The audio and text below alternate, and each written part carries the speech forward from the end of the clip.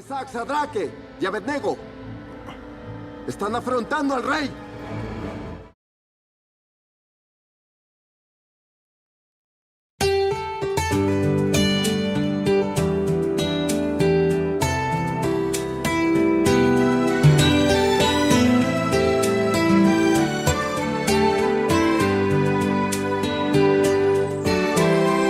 Isacanda de sol iti panupunau panutuluran ng fitya pandaibe mampiusi na di fiduku ramilu ke jagau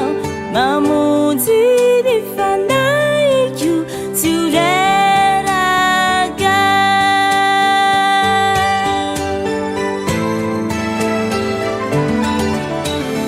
Isacana de sol iti panupunau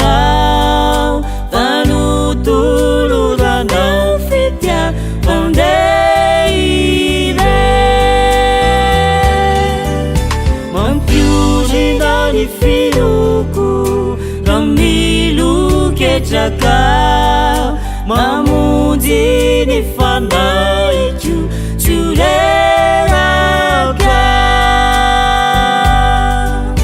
aurenu ni fiduku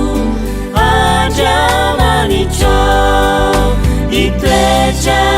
iurinamina kanata fiuchabe na luz amelire tiata unchao sachima na na na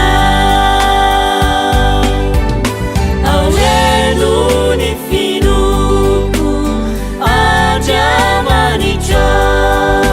iglesia iurinamina kanata fiuchabe na luz amelire yanau te sonu tuki siaruku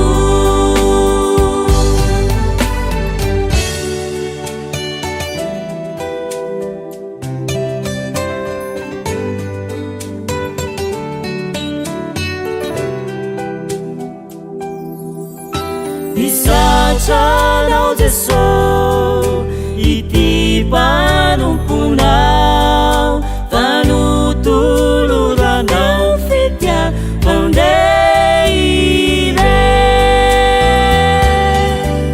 mampiusi na ni fiduku ramilu ke jagau mamundi ni fanaiku ture